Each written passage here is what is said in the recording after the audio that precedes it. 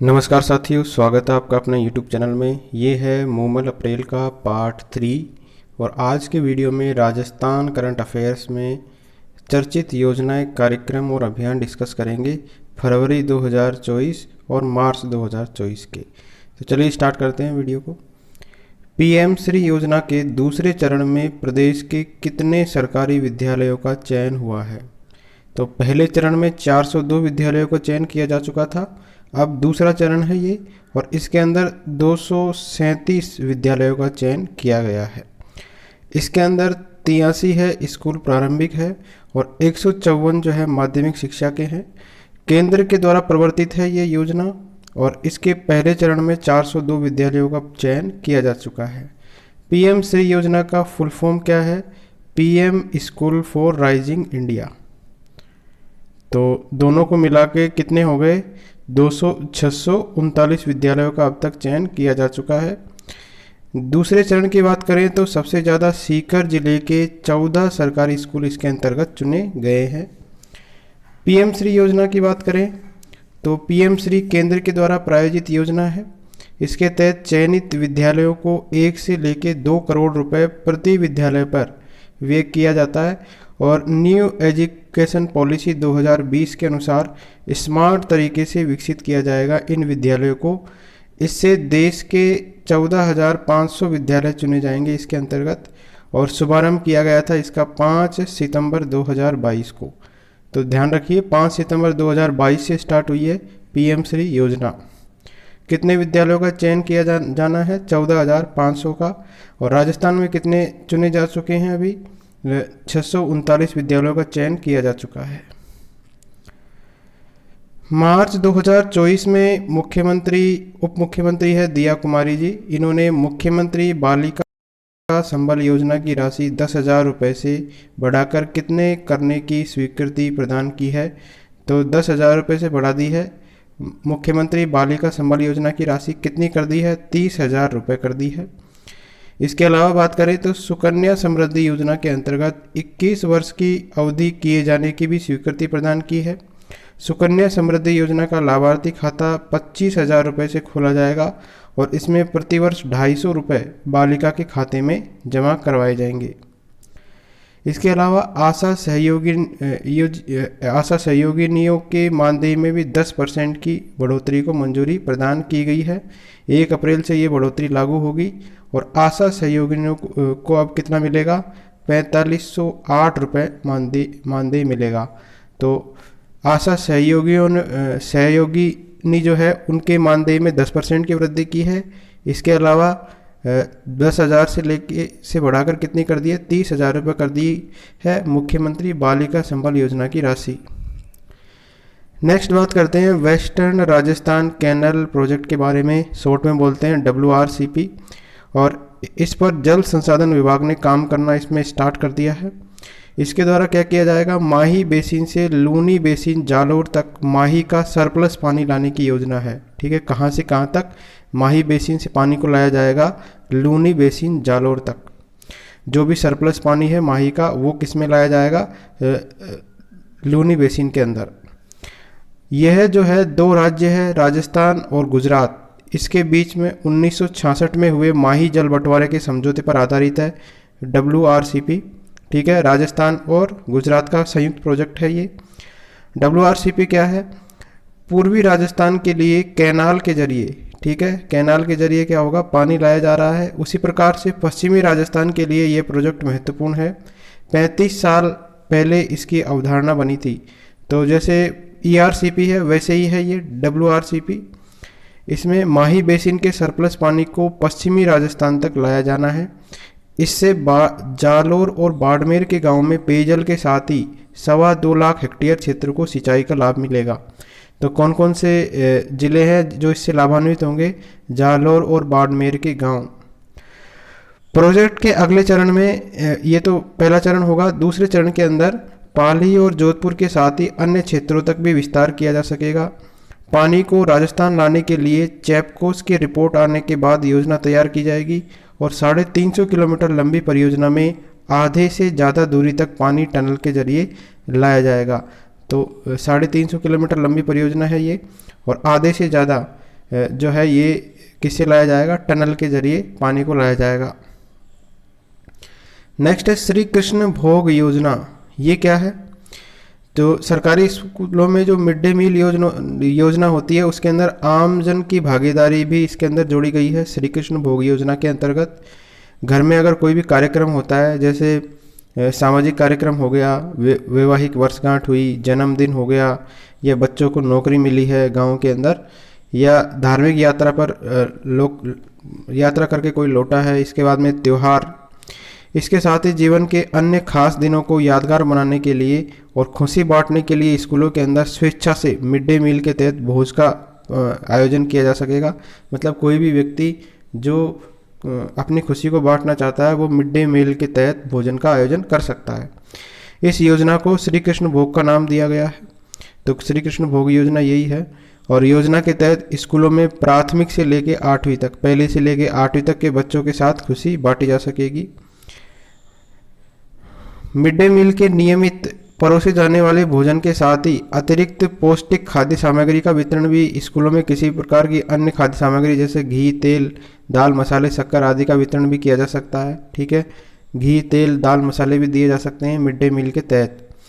समाज या आमजन की ओर से दी जाने वाली सामग्री का उपयोग योजना के तहत अतिरिक्त भोजन खिलाने के लिए किया जा सकेगा। ठीक है, तो जो मिड डे मील के तहत भोजन दिया जाता है उसके अलावा भी जो सामग्री दी जाएगी उससे तैयार भोजन दिया जा सकेगा।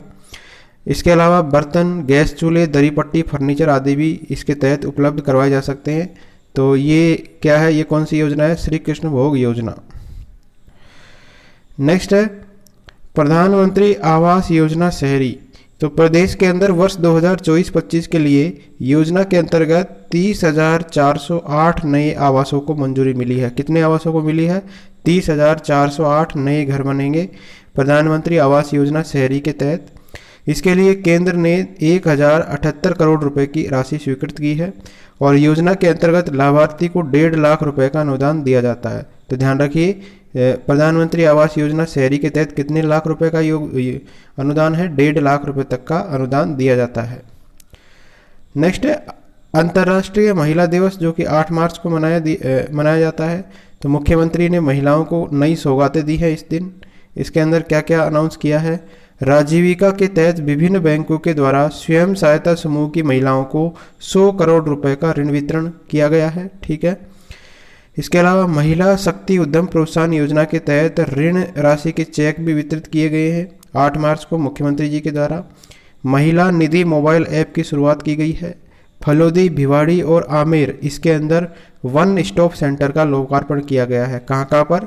फलोदी, भिवाड़ी और आमेर के अंदर वन स्टॉप सेंटर का लोकार्पण किया गया है।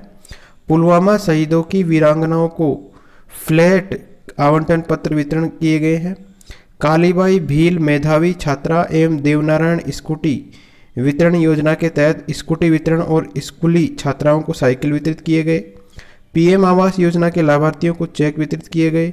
वाउचर योजना का शुभारंभ किया गया। प्रधानमंत्री मातृवंदन योजना के लाभार्थियों को सहायता राशि के चेक प्रदान किए गए। 40 नई 108 की एम्बुलेंस स्टार्ट की गई है और महिला सुरक्षा के लिए 112 और 1090 सेवा के तहत नए वाहन, ठीक है, ये स्टार्ट किए गए हैं। तो 112 डायल करके और 1090 डायल करके महिला सुरक्षा के लिए सेवा प्राप्त की जा सकती है। इसके लिए नए वाहन भी स्टार्ट किए गए हैं। तो 8 मार्च को मुख्यमंत्री जी के द्वारा ये सौगातें दी गई है। अगला है 7 मार्च 2024 को शुरू की गई मुख्यमंत्री आयुष्मान दुर्घटना बीमा योजना। इम्पोर्टेंट है, कब स्टार्ट हुई है? 7 मार्च 2024 को। इसको बोलते हैं MADBY। इसमें किन दुर्घटनाओं को पहली बार शामिल किया गया है? तो इसके अंदर पहली बार शामिल किया गया है कृषि कार्य और विद्युत हादसों को। ठीक है, तो इनके कारण भी अगर दुर्घटना हो जाती है तो वो भी मुख्यमंत्री आयुष्मान दुर्घटना बीमा योजना के तहत कवर हो जाएगी। इसकी शुरुआत की गई है 7 मार्च 2024 से आगामी वित्तीय वर्ष तक। बीमित सदस्य कौन है? जन आधार कार्ड में शामिल जो परिवार के सारे सदस्य हैं वो इसके अंदर शामिल होंगे। और अगर कोई बच्चा है 2 साल से कम का, ठीक है, जो दर्ज नहीं है, वो भी इसके अंदर कवर होगा। इसका मुखिया कौन होगा? जन आधार कार्ड जो परिवार है उसका मुखिया, इसका मुखिया रहेगा। बीमा धन की राशि इसके अंदर 5 लाख से लेकर 10 लाख रुपए रहेगी। इसके बाद में संचालन किसके द्वारा किया जाएगा? राज्य बीमा एवं प्रावधायी निधि विभाग के द्वारा इसका संचालन किया जाएगा। पात्रता क्या है? मुख्यमंत्री आयुष्मान आरोग्य योजना में जो पंजीकृत परिवार है, ठीक है, वो इसके अंदर शामिल रहेंगे और 5 विद्युत कंपनियों में के जो विद्युत कर्मी हैं वो भी इसके अंदर शामिल होंगे। अब इसके अंदर बीमित परिवार को क्या मिलेगा? तो बीमित परिवार को एक सदस्य की मृत्यु होने पर 5 लाख रुपए, एक से अधिक सदस्य की मृत्यु होने पर 10 लाख रुपए, दुर्घटना में अगर पूर्ण या अपूर्ण अपंगता हो गई तो 3 लाख रुपए, और अंग निष्क्रिय होने पर कितने हैं? 5 लाख रुपए।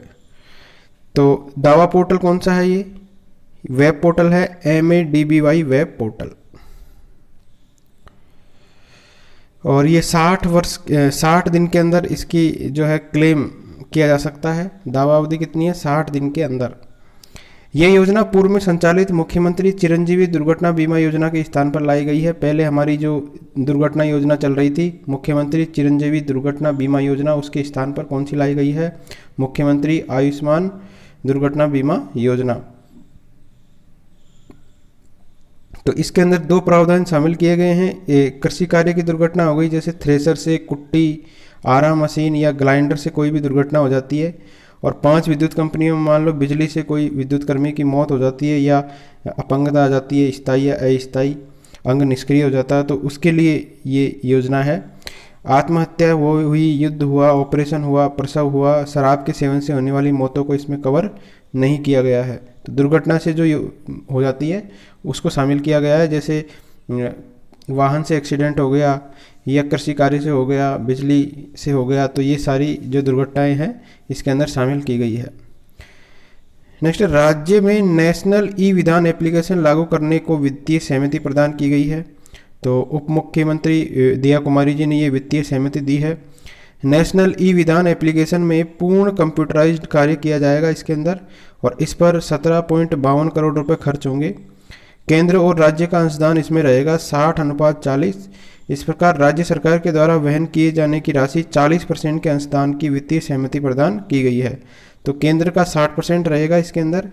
कौन सा है ये? नेशनल ई विधान एप्लीकेशन लागू किया जाएगा। तो 40% जो है इसके लिए हमारी सरकार ने, राज्य सरकार ने सहमति प्रदान की है। इस पूर्ण कंप्यूटराइजेशन के लिए संसदीय कार्य मंत्रालय, राज्य सरकार और राजस्थान विधानसभा सचिवालय के बीच त्रिपक्षीय समझौता किया जाएगा। अगला है 11 मार्च 2024 को प्रदेश में किस जिले से नमो ड्रोन दीदी योजना की शुरुआत की गई है? ध्यान रखिए, नमो ड्रोन दीदी योजना की शुरुआत की गई है कोटा से, और ये स्टार्ट किया गया 11 मार्च 2024 को। प्रदेश में नमो ड्रोन दीदी योजना की शुरुआत कोटा जिले से हुई है, और योजना के तहत 11 मार्च 2024 को हाड़ौती की 104 महिलाओं को ड्रोन हस्तांतरण किए गए हैं। ठीक है, वो हाड़ौती की 104 महिलाओं को किए गए हैं। योजना में महिला एवं स्वयं सहायता समूहों को ड्रोन प्रदान किए जाएंगे। किस किस को प्रदान किए जाएंगे? महिला एवं स्वयं सहायता समूहों को, और उन्हें जो है ट्रेनिंग भी दी जाएगी इसके अंतर्गत। इसमें पीएम मोदी जी भी शामिल हुए, और योजना के लिए प्रदेश को 5 जोन में बांटा गया है, और 5 कंपनियों को इसका जिम्मा सौंपा गया है। इसके अंदर इफ़को है, चंबल फर्टिलाइजर्स है, और NFCL, इनको इसका जिम्मा दिया गया है। नमो ड्रोन दीदी योजना क्या है? इसका उद्देश्य क्या है? इसका उद्देश्य है महिलाओं को सशक्त बनाना, कृषि क्षेत्र में उत्पादकता और दक्षता में बढ़ोतरी करना, लागत में कमी और रोजगार के अवसरों में वृद्धि करना। तो ये है इसका उद्देश्य। इसका कार्य क्या है? फसलों की निगरानी करना, कीटनाशक और उर्वरकों का छिड़काव करना ड्रोन के माध्यम से निगरानी होगी, और बीज की बुआई भी ड्रोन के माध्यम से की जा सकेगी। तो ये है नमो ड्रोन दीदी योजना। अगला है गर्भवती महिलाओं के लिए राज्य सरकार के द्वारा शुरू की गई मुख्यमंत्री आयुष्मान आरोग्य माँ वाउचर योजना के पायलट प्रोजेक्ट के लिए किन जिलों का चयन किया गया है? ध्यान रखिए, ये नई योजना चलाई गई है, मुख्यमंत्री आयुष्मान आरोग्य माँ वाउचर योजना। तो इसके अंदर 12, भरतपुर और फलोदी, इसको यहाँ से स्टार्ट हुई है पहले ये।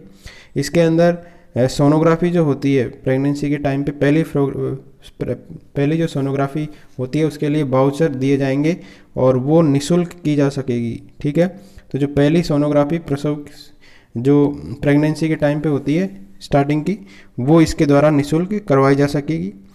तो इसके अंदर 12 भरतपुर और फलोदी को इसके अंदर शामिल किया गया है। 1 अप्रैल 2024 से ये योजना पूरे प्रदेश के अंदर लागू हो जाएगी। योजना के अंतर्गत ग्रामीण क्षेत्रों में जहां सोनोग्राफी की सुविधा नहीं है वह महिलाओं को QR कोड के आधारित एक ई वाउचर मिलेगा और इस वाउचर को देकर किसी भी निजी सेंटर में, ठीक है, जो प्राइवेट सेंटर है उसके अंदर भी सोनोग्राफी करवाई जा सकेगी। दूसरी और तीसरी तिमाही के अंदर कम से कम एक जांच निःशुल्क करवाने की योजना बनाई गई है। राज्य सरकार ने Swami Vivekananda scholarship for academic excellence योजना के तहत कितने छात्रों को विदेशी उच्च शिक्षण संस्थाओं में अध्ययन के लिए चयन के लिए जो है नवीन निर्देश जारी किए हैं। तो विदेशी उच्च शिक्षण संस्थाओं में कितने स्टूडेंट पढ़ेंगे? 300 छात्र पढ़ेंगे और इसके अलावा 200 छात्र जो है हमारे देश की संस्थाओं के अंदर पढ़ेंगे इस योजना के तहत। टोटल कितने छात्रों का चयन किया जाएगा? 500 छात्रों का, 300 विदेश में पढ़ेंगे और 200 पढ़ेंगे हमारे देश में। तो पहले ये चलाई जा रही थी Rajiv Gandhi scholarship for academic excellence योजना, इसका नाम चेंज किया गया है और इसको स्वामी विवेकानंद के नाम पे कर दिया गया है। नेक्स्ट है, मार्च 2024 में प्रदेश के सभी जिला अस्पतालों में वृद्धजनों के लिए शुरू किए गए जीरियाट्रिक वाई क्लिनिक को क्या नाम दिया गया है? तो सभी जिला अस्पतालों के अंदर ये जो है क्लिनिक शुरू किए गए हैं, इनको नाम दिया गया है रामाश्रय। क्या नाम दिया गया है? रामाश्रय। और इसके अंतर्गत क्या किया जाएगा? सभी जो जिला अस्पताल है उसके अंदर अलग से वार्ड बनाया जाएगा वृद्धजनों के लिए और इस वार्ड को नाम क्या दिया जाएगा? रामाश्रय। चिकित्सा एवं स्वास्थ्य विभाग ने अपनी 100 दिवसीय कार्य योजना में 49 जो जिला अस्पतालों है इसके अंदर ये सुविधा प्रारंभ की है। राजस्थान देश का पहला राज्य है जहां सभी जिला अस्पतालों में जीरियाट्रिक वार्ड बनाए गए हैं और इन वार्डों को रामाश्रय के नाम से जाना जाएगा। ठीक है, तो वृद्धजनों के लिए जो वार्ड बनाए जाएंगे उनको किस नाम से जाना जाएगा? रामाश्रय के नाम से। प्रत्येक वार्ड में 10 फाउलर बेड लगाए गए हैं जो कि 5 पुरुषों और 5 महिलाओं के लिए रहेंगे। भारतमाला प्रोजेक्ट के तहत बनाए गए जामनगर एक्सप्रेसवे का कितना भाग जो है राजस्थान में से होके गुजरेगा? जामनगर एक्सप्रेसवे है, इसका कितना भाग गुजरेगा? तो 637 किलोमीटर इस हमारे राजस्थान से होके गुजरेगा। अमृतसर जो जामनगर एक्सप्रेसवे है उसका। तो 11 मार्च 2024 को प्रधानमंत्री जी ने अमृतसर जामनगर एक्सप्रेसवे के 53 किलोमीटर खंड का उद्घाटन किया है। इसमें 555 किलोमीटर मार्ग पूरा हो चुका है और कुल लंबाई इसकी कितनी है? 917 किलोमीटर है। अब ये किस किस को जोड़ेगा? अमृतसर जामनगर एक्सप्रेसवे ये जोड़ेगा राजस्थान, पंजाब और गुजरात। ठीक है, इसके जो प्रमुख औद्योगिक केंद्र है वो इससे जुड़ेंगे। एक्सप्रेसवे राजस्थान के 6 जिलों से गुजरेगा। तो कौन कौन से? श्रीगंगानगर, हनुमानगढ़, बीकानेर, बाड़मेर, जोधपुर, सांचौर। ठीक है, तो 6 जिलों से होकर गुजरेगा ये। इसकी दूरी कितनी है? 637 किलोमीटर। नेक्स्ट है पोस्टल बडी पोर्टल। पोस्टल बडी पोर्टल क्या है? तो 22 लोकसभा चुनाव 2024 के लिए राज्य में पोस्टल और होम वोटिंग की प्रक्रिया पर जो 2024 के लोकसभा चुनाव है उनके लिए ऑनलाइन मॉनिटरिंग के लिए ये पोर्टल चुनाव विभाग के द्वारा लॉन्च किया गया है। ठीक है, 85+ आयु वर्ग के जो वृद्धजन है और 40% से अधिक जो दिव्यांग है और सेवारत जो कर्मचारी है उनके लिए जो है पोस्ट के माध्यम से, ठीक है, पोस्टल के माध्यम से वोटिंग करवाई जाती है। तो इसके लिए 3 पात्र है। एक तो 85 साल से अधिक आयु का व्यक्ति होना चाहिए, 40% से अधिक दिव्यांग होना चाहिए या कोई सेवारत कर्मचारी होना चाहिए। ये पोस्टल बैलेट के माध्यम से दे सकते हैं वोट। इस ऐप को बनाने का दायित्व जो है ये पोर्टल है एक पोस्टल बडी पोर्टल, ये NIC जो है राष्ट्रीय सूचना विज्ञान केंद्र श्रीगंगानगर को सौंपा गया। NIC श्रीगंगानगर ने विधानसभा चुनाव के दौरान तत्कालीन जिला कलेक्टर थे अंशदीप, इनके निर्देशन में इलेक्शन बडी ऐप तैयार किया था और जिसके लिए चुनाव आयोग के द्वारा उनको राष्ट्रीय पुरस्कार मिल चुका है। ठीक है, तो इससे पहले इलेक्शन बडी जो है पोर्टल बनाया था और अब बनाया है कौन सा? इलेक्शन बडी ऐप बनाया था और अब बनाया है पोस्टल बडी ऐप पोर्टल। 13 मार्च 2024 को मुख्यमंत्री भजनलाल शर्मा ने दुर्गापुरा जयपुर स्थित राज्य कृषि प्रबंध संस्थान में आयोजित राज्य स्तरीय समारोह में पीएम कुसुम सौर पंप संयंत्र के तहत किसानों को स्वीकृति पत्र जारी किए गए। किसानों को देय अनुदान इसके अंदर कितना है? तो पीएम कुसुम सौर पंप है, उसके अंदर देय अनुदान है 60%। ठीक है। इसका आयोजन किया गया 13 मार्च 2024 को दुर्गापुरा के राज्य कृषि प्रबंध संस्थान के अंदर, और इसके अंदर हमारे मुख्यमंत्री भजनलाल शर्मा, कृषि मंत्री है डॉक्टर किरोड़ीलाल मीणा जी, और ऊर्जा मंत्री है हीरालाल नागर इसके अंदर उपस्थित थे। और प्रदेश के अंदर 50,000 से अधिक किसानों के खेत पर बने जो ट्यूबवेल है और कुओं पर ये क्या बनेंगे? सोलर एनर्जी पंप लगेंगे। ठीक है। तो 50,000 से अधिक किसान हैं, उनके खेत पर लगेंगे सोलर एनर्जी पंप। इसके अंदर कुल जो एक्सपेंस आएगा वो आएगा 1830 करोड़ रुपए का, और राज्य सरकार के द्वारा इसके अंदर अनुदान कितना दिया जाएगा? 908 करोड़ रुपए का। इसकी विशेषताएं क्या है? इसकी विशेषताएं क्या हैं पीएम कुसुम कंपोनेंट बी योजना की? तो जिन कृषकों के पास सिंचाई के लिए कृषि विद्युत कनेक्शन नहीं है, ठीक है, जिसके पास कृषि का विद्युत कनेक्शन नहीं है, डीजल पंप संयंत्र और अन्य वैकल्पिक साधनों पर जो निर्भर है, ठीक है, जिनके पास इलेक्ट्रिसिटी कनेक्शन नहीं है खेत पे, तो उनके लिए उनकी सिंचाई हेतु सौर ऊर्जा संयंत्रों पर अनुदान का प्रावधान किया गया है। योजना के अंतर्गत किसानों को 60% इसके अंदर अनुदान दिया जाएगा। एससी और एसटी राज्य मद से 45,000 रुपये जो है कृषि प्रति कृषक अतिरिक्त अनुदान दिया जाएगा। एससी एसटी के लिए 45,000 अतिरिक्त दिया जाएगा, 60% तो दिया जाएगा ही, उसके अलावा 45,000 रुपये और दिए जाएंगे।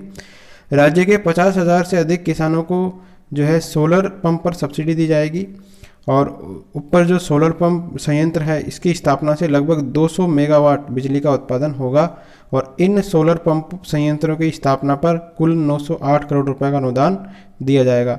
तो ध्यान रखिए 60% अनुदान है और 908 करोड़ का अनुदान दिया जाएगा राज्य सरकार के द्वारा।